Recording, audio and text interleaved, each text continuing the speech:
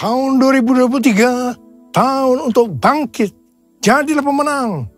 The year to rise up, be victorious. Kalau kita melakukan pesan Tuhan ini, saya yakin kita akan berkata bahwa tahun 2023 akan lebih baik dibandingkan tahun 2022. Yang percaya katakan amin.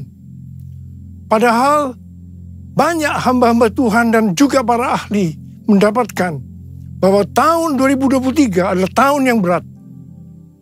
Pandemi belum selesai. Perang Rusia-Ukraina juga belum selesai. Yang mengakibatkan krisis ekonomi dan krisis energi.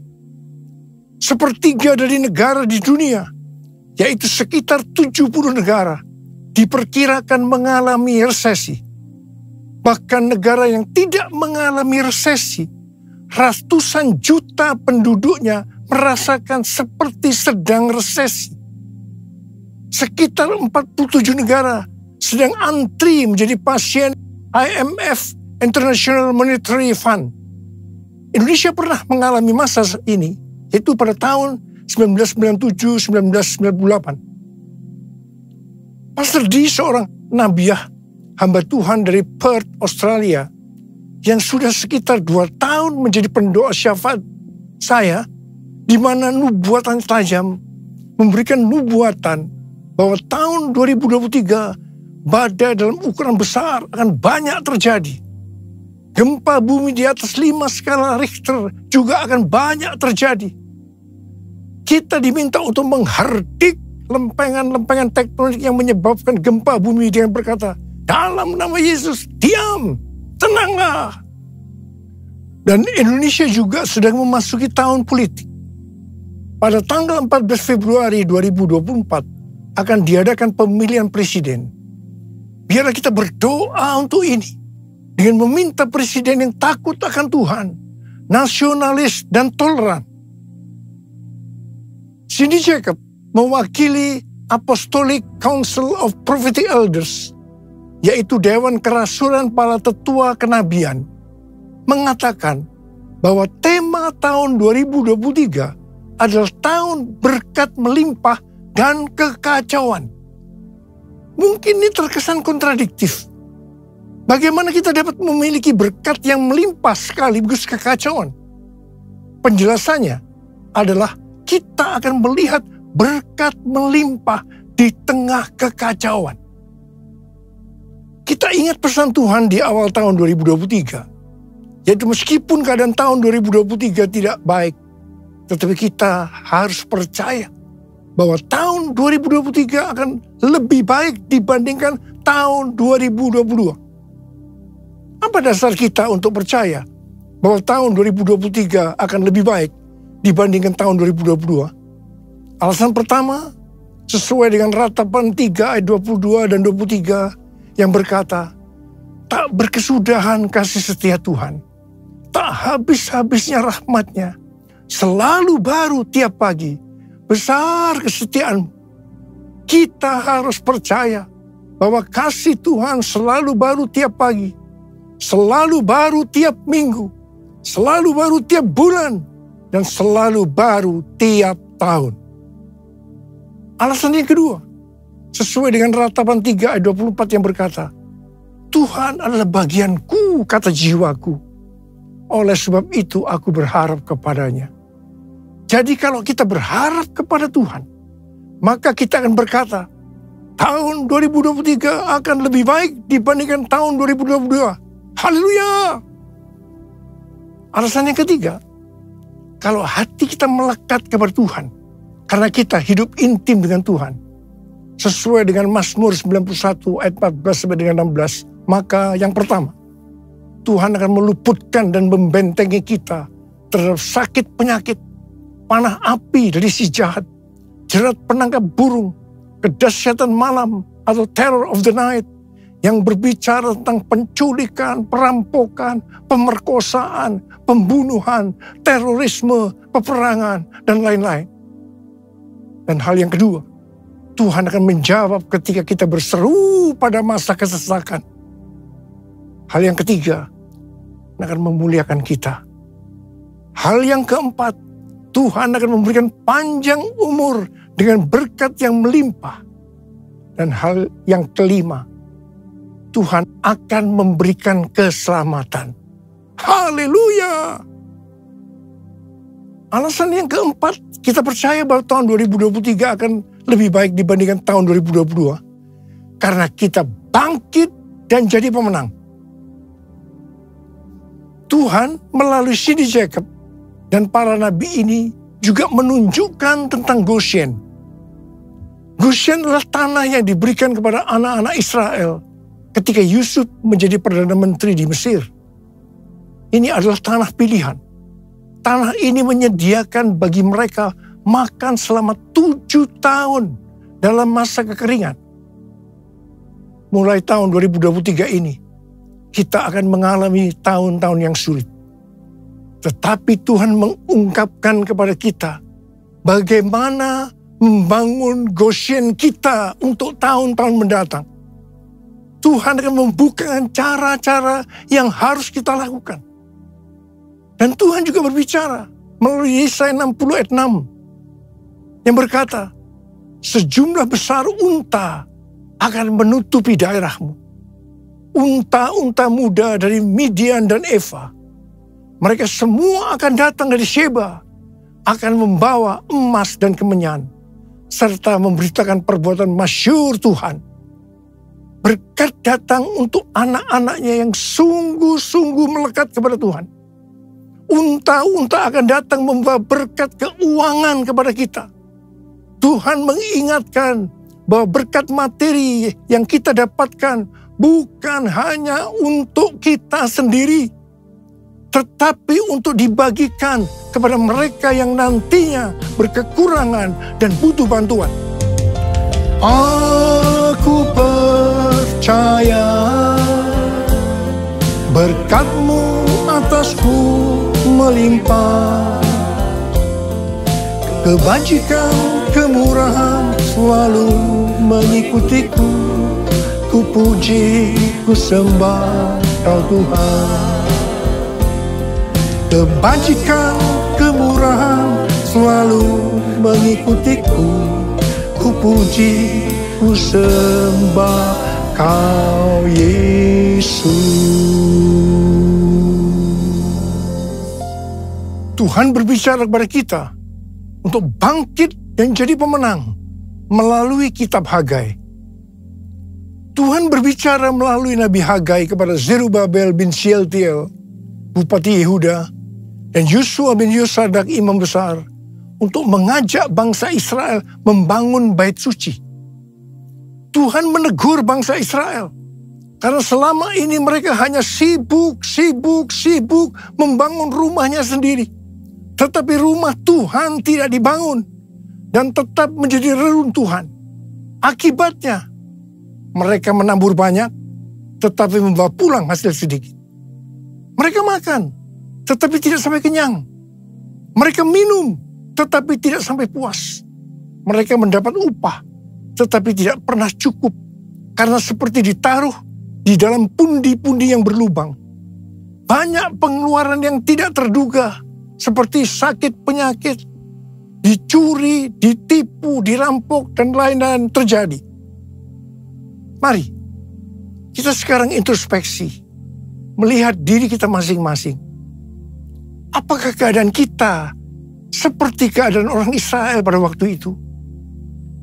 Karena itu, masuk tahun 2023, Tuhan berkata kepada kita, bahwa ini adalah tahun untuk bangkit, jadilah pemenang. Kita diminta untuk bangkit dan membangun manusia rohani kita. Kita mesti menjadi serupa dengan gambar Yesus. Kita harus menjadi murid Tuhan Yesus. Kita harus menjadi pemenang. Maka Tuhan akan mencurahkan berkat, baik secara jasmani maupun rohani. Sesuai dengan Roma 8:29, bahwa goal kita sebagai orang percaya adalah menjadi serupa dengan gambarnya. Artinya menjadi murid Tuhan Yesus. Supaya menjadi serupa dengan gambarnya, maka sesuai dengan 1 Yohanes 2 ayat 6, kita harus hidup sama seperti Kristus telah hidup. Kalau kita hidup sama seperti Kristus telah hidup, pasti kita akan menjadi serupa dengan gambarnya. Karena itu kita harus menjaga agar kita tetap memiliki kasih yang semula. Kalau kita membangun kerohanian kita untuk menjadi seperti Kristus, maka kita percaya berkat Tuhan, baik secara rohani maupun jasmani, akan kita alami meskipun di tengah kekacauan. Mari, dengan kuasa Pentakosta ketiga, kita selesaikan amanat agung. Dan setelah itu, Tuhan Yesus datang kembali. Haleluya! Tuhan pada waktu itu berkata kepada bangsa Israel, bahwa berkat Tuhan akan turun dengan cara Tuhan yang menggoncangkan langit dan bumi, laut dan darat. Tuhan akan menggoncangkan bangsa-bangsa, sehingga barang yang indah-indah di bangsa-bangsa akan datang mengalir, memberkati mereka. Tuhan berkata, kepunyaanku lah perak, kepunyaanku lah emas. Hal yang seperti ini yang akan terjadi pada tahun 2023. Seperti yang telah dinubuatkan oleh Cindy Jacobs, bahwa tahun 2023 adalah tahun berkat melimpah dan kekacauan. Di mana ini dapat diartikan bahwa kita akan melihat berkat yang melimpah di tengah kekacauan. Kerajaanmu datanglah, kehendakmu jadilah, di bumi seperti di surga. Kerajaanmu datanglah, kehendakmu jadilah, di bumi seperti di surga. Kerajaanmu datanglah, kehendakmu jadilah, di bumi seperti di surga. Di bumi seperti di surga. Tuhan juga berbicara agar kita bangkit dan menjadi pemenang dalam hal memberi dalam kemurahan hati. Dasar bahwa kita diminta untuk memberi dalam kemurahan hati adalah, yang pertama, karena Allah kita adalah Allah yang murah hati. Dan hal yang kedua, Tuhan Yesus memberikan teladan memberi dalam kemurahan hati. Apa yang Tuhan Yesus lakukan? Yang pertama, dia rela mati bagi kita karena mengasihi kita. Kasih yang terbesar adalah memberikan nyawa untuk sahabat-sahabatnya. Adakah pemberian yang lebih murah hati dari memberikan nyawa? Tuhan Yesus lebih dahulu mengasihi kita. Contoh memberi dalam kemurahan hati, seperti terdapat dalam Roma 12 ayat 1 yang berkata, karena itu saudara-saudara, demi kemurahan Allah, aku menasihatkan kamu, supaya kamu mempersembahkan tubuhmu sebagai persembahan yang hidup, yang kudus, dan yang berkenan kepada Allah. Itu adalah ibadahmu yang sejati. Tuhan menghendaki kita melakukan ini. Persembahan kepada Tuhan bisa berupa ucapan syukur dan penyembahan, taat kepada firman-Nya, melayani pekerjaan Tuhan, serta persembahan berupa materi, seperti persembahan khusus, persembahan persepuluhan, persembahan sulung, merupakan bukti ketaatan kita kepada firman Allah melalui gereja tempat kita tertanam. Ada 3 macam respon dari orang percaya dalam hal memberi dalam kemurahan hati. Respon pertama, bagi yang memiliki hubungan yang intim dengan Tuhan, mereka akan memberi dengan standar tinggi, yaitu senantiasa berupaya memberikan yang terbaik untuk Tuhan. Sebagai contoh, Maria yang intim dengan Tuhan, mengurapi kaki Tuhan Yesus dengan rambutnya, dengan minyak narwastu yang mahal harganya, yaitu sekitar 300 dinar. Itu merupakan upah 1 tahun bagi seorang pekerja. Jadi sangat besar nilainya. Dan ini merupakan persembahan yang terbaik. Respon yang kedua, bagi mereka yang tidak intim dengan Tuhan, mereka hanya dapat memahami bahwa memberi persembahan secara materi itu hanya sebagai hukum yang tertulis. Ketika yang lain sudah dengan tekun memberi, dengan setia, persembahan persepuluhan, persembahan khusus, dan persembahan sulung, dia masih sibuk menggali apakah persembahan-persembahan itu alkitabiah atau tidak. Respon yang ketiga, bagi mereka yang cinta uang dan pencuri kas milik Tuhan seperti Yudas Iskariot, akan mengkritik orang seperti kepada Maria yang memberikan persembahan yang terbaik kepada Tuhan, yaitu minyak narwastu yang mahal harganya. Dengan dalih, mengapa tidak diberikan kepada orang miskin saja? Demikian juga mereka yang termasuk orang-orang yang seperti ini akan menyamaratakan semua pendeta yang mengajar tentang memberi persembahan uang sebagai golongan pendeta yang mencari keuntungan dari jemaat. Bukan rahasia lagi bahwa cukup banyak pendeta yang takut untuk memberikan pelajaran tentang kebenaran memberi persembahan uang dalam kemurahan hati. Apa akibatnya? Akibatnya, baik pendeta itu maupun jemaatnya gagal untuk menerima berkat yang terbaik dari Tuhan.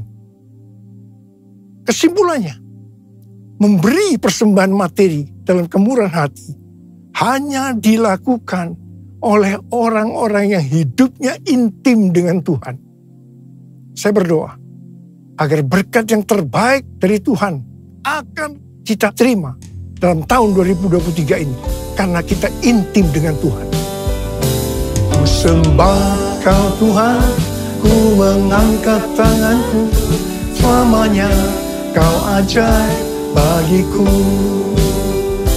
Ku sembah Kau Tuhan, ku mengangkat wajahku, selamanya Kau hebat bagiku.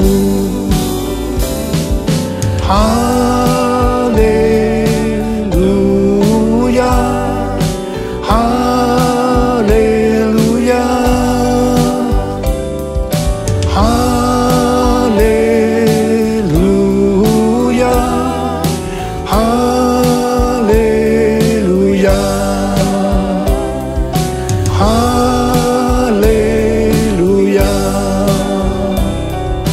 haleluya.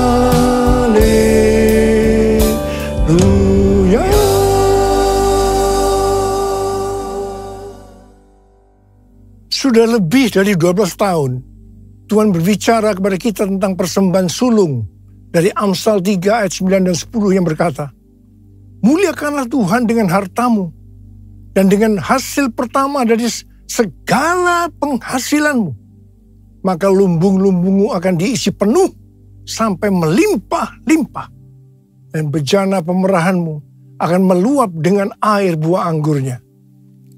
Sesuai dengan referensi dari catatan Amsal 3 ayat 9 dan 10 dari The Apologetics Study Bible dan catatan Alkitab Penuntun Hidup Berkelimpahan dari Life Application Study Bible versi Injili, maka yang dimaksudkan dengan persembahan sulung adalah hasil pertama yang merupakan hasil terbaik secara kualitas dan kuantitas. Hasil pertama dari gaji kita, bukan sisa-sisa. Persembahan sulung untuk tahun 2023 adalah seluruh penghasilan yang didapatkan pada bulan Januari 2023 yang diberikan pada bulan Februari 2023. Dalam Alkitab, Tuhan Yesus sendiri yang menyinggung tentang memberikan persembahan dari seluruh penghasilan seorang janda miskin dalam Markus 12 ayat 41 sampai 44. Pada suatu kali Yesus duduk menghadapi peti persembahan dan memperhatikan bagaimana orang banyak memasukkan uang ke dalam peti itu. Banyak orang kaya memberikan jumlah yang besar. Lalu datanglah seorang janda yang miskin dan ia memasukkan 2 peser, yaitu 1 duit. Maka dipanggilnya murid-muridnya dan berkata kepada mereka, aku berkata kepadamu, sesungguhnya janda miskin ini memberi lebih banyak daripada semua orang yang memasukkan uang ke dalam peti persembahan. Sebab mereka semua memberi dari kelimpahannya. Tetapi janda ini memberi dari kekurangannya semua yang ada padanya, yaitu seluruh nafkahnya. Di sini Tuhan Yesus tidak melihat besarnya jumlah persembahan, tetapi berapa persen dari penghasilannya yang dipersembahkan. Meskipun jumlah persembahan janda miskin ini relatif kecil dibandingkan orang kaya tadi, tetapi Tuhan Yesus berkata, janda miskin ini memberikan lebih banyak dibandingkan dengan semua orang kaya itu. Mengapa?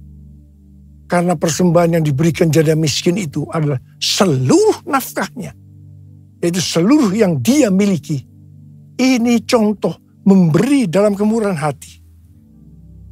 Persembahan sulung adalah bentuk memberi dalam kemurahan hati. Ini merupakan tolok ukur yang valid untuk menguji apakah kita memberi dalam kemurahan hati. Persembahan sulung diberikan dengan kerelaan hati dan ucapan syukur, bukan karena paksaan. Sekali lagi, bukan karena paksaan. Amsal 11 ayat 24 dan 25 berkata, ada yang menyebar harta, tetapi bertambah kaya. Ada yang menghemat secara luar biasa, namun selalu berkekurangan. Siapa banyak memberi berkat, diberi kelimpahan. Siapa memberi minum, ia sendiri akan diberi minum. Tahun 2023 adalah tahun untuk bangkit.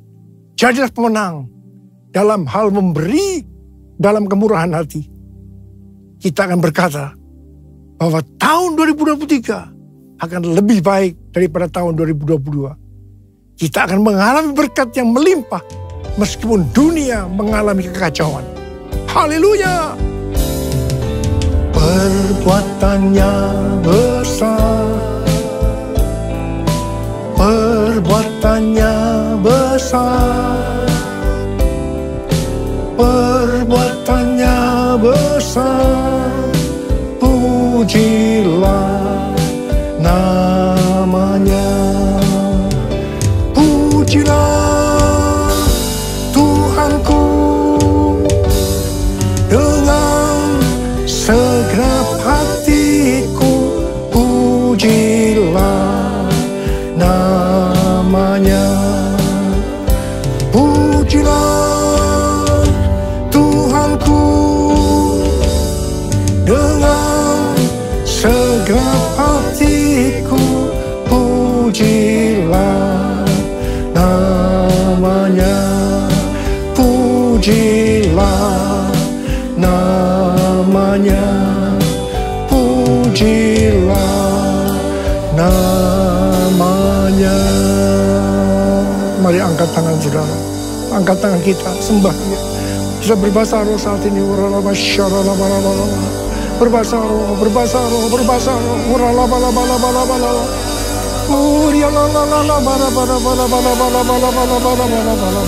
Berbahasa roh, berbahasa roh, berbahasa roh.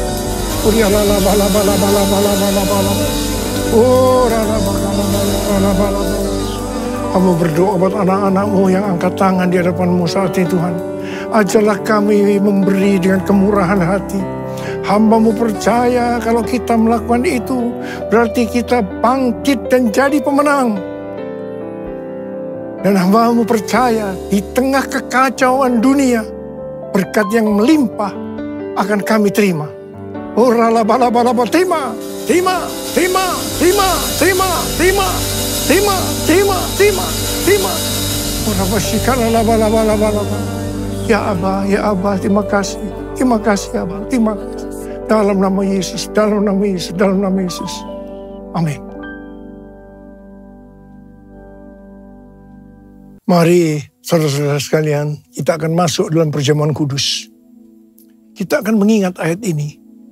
Setiap kali kamu makan roti ini dan minum cawan ini, kamu memberitakan kematian Tuhan sampai Ia datang. Perjamuan kudus adalah perjamuan Tuhan Yesus sendiri. Setiap kali kita masuk dalam perjamuan kudus, ini pesan Tuhan buat kita semua. Biar ini menjadi peringatan akan daku. Peringatan akan daku. Karena itu mari, tundukkan kepala. Arahkan hati pikiran kita kepada kebaikan Tuhan. apa yang Dia telah berbuat dalam hidup ini. Siapakah kami ya Aba sebelum kami mengenal Engkau? Kami semua orang berdosa. Upah dosa adalah maut, mati.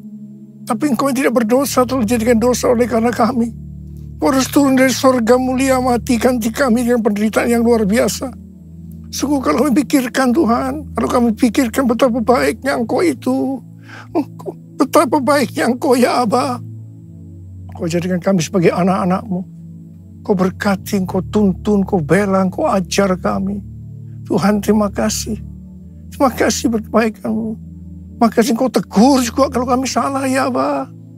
Itu Engkau ya Aba. Itu Engkau ya Aba. Tuhan akan memberkati kita melalui perjamuan kudus. Tapi Tuhan mau kita makan dan minum dengan cara yang benar.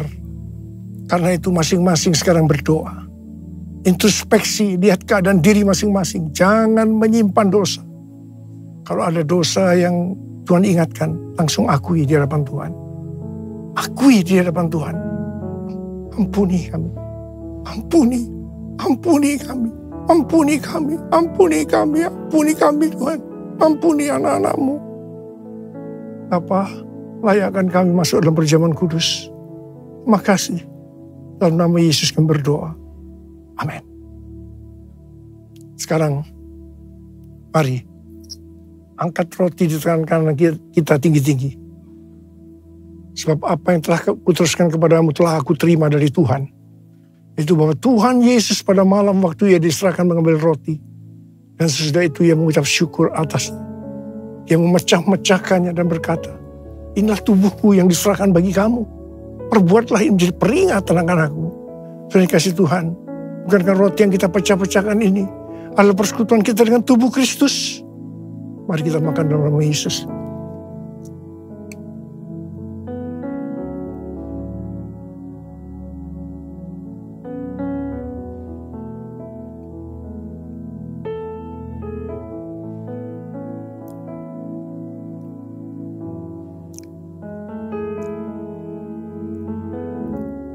Sekarang angkat cawan di tangan kanan kita tinggi-tinggi. Bukan juga yang mengambil cawan sudah makan lalu berkata, cawan ini adalah perjanjian baru ini menceritakan oleh darahku. Perbuatlah ini setiap kali kamu minumnya menjadi peringatan akan aku. Terima kasih Tuhan. Bukankah cawan pengucapan syukur yang atasnya kita ucapkan syukur adalah persekutuan kita dengan darah Yesus. Mari kita minum dalam nama Yesus.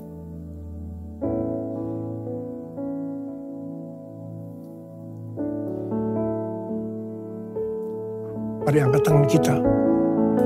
Ucapkan syukur dengan suara, jangan diam. Ya Tuhan, terima kasih Tuhan. Terima kasih ya Tuhan. Terima kasih ya Tuhan. Terima kasih ya Tuhan. Ya Aba, ya Aba, ya Aba, ya Aba, terima kasih. Terima kasih ya Aba. Terima kasih ya Aba. Ora-la-ba-la-ba-la-ba-la-ba-la-ba. Hamba berdoa. Saya mau mendoakan bagi mereka yang sakit. Angkat tangan saudara.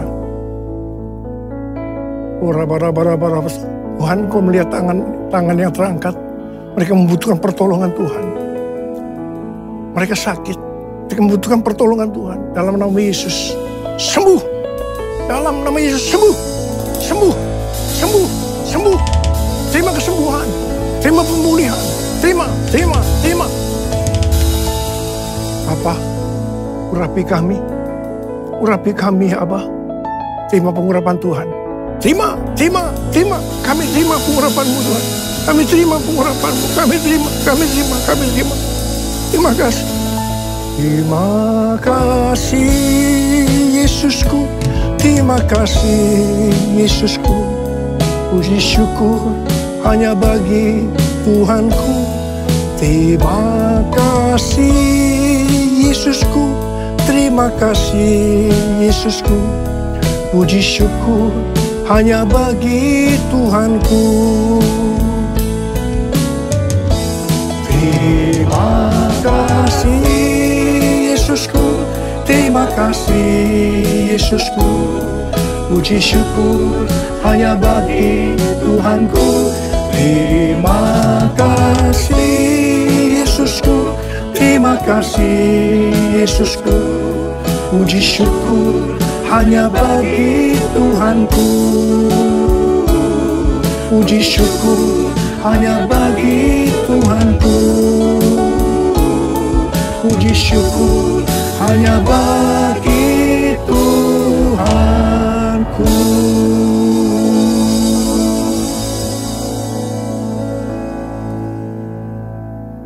Mari angkat tangan saudara, terimalah berkat Tuhan. Kasih karunia yang berlimpah-limpah daripada Allah Bapa dalam Anak yang tunggal Yesus Kristus. Persekutuan yang manis dengan Roh Kudus menyertai saudara sekalian mulai hari ini. Sampai Tuhan Yesus datang menjemput kita di awan-awan. Dan bahkan sampai selama-lamanya. Yang percaya bersama-sama katakan, amin.